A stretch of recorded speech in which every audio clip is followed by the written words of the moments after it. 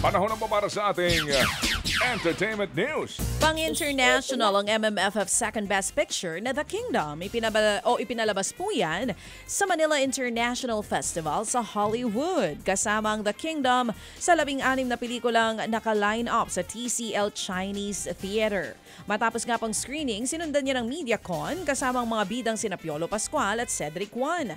Pati na si Direk Mike Toviera. Produced by MQuest Ventures, APT Entertainment at MZ Television Productions ang pelikulang The Kingdom.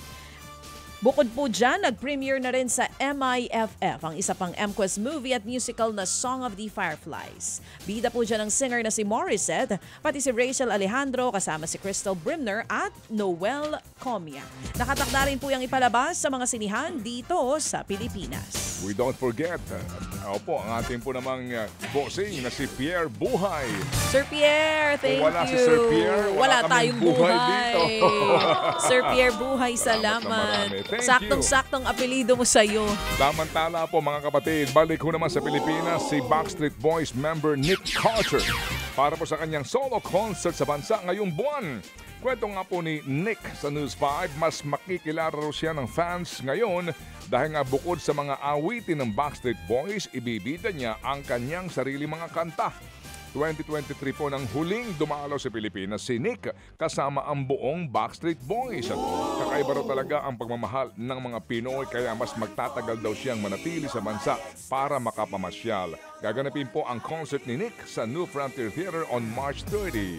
Samantala, usap-usapan naman ngayon na meron daw namamagitan kina Andrea Brillantes. Aba, mahilig sa basketball player kung sakali At ang basketball player na si Sam Fernandez. Sino ito? Kumalat kasi sa social media, ang pictures ng dalawa na mag-holding hands habang naglalakad.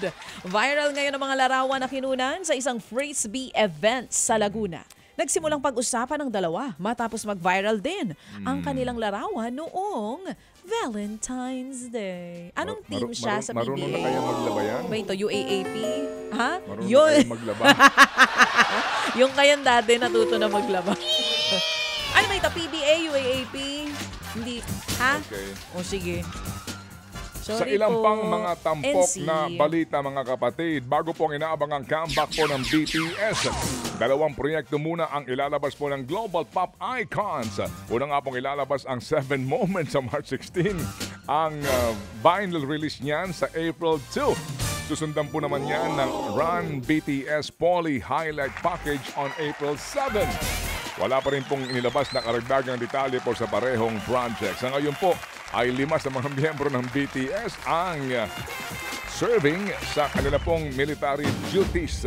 Nakatakda pong ma-discharge na Suga, RM, BG Min at Jungkook sa Hunyo. Nauna pong na-discharge na Jin at si J-Hope. Yon.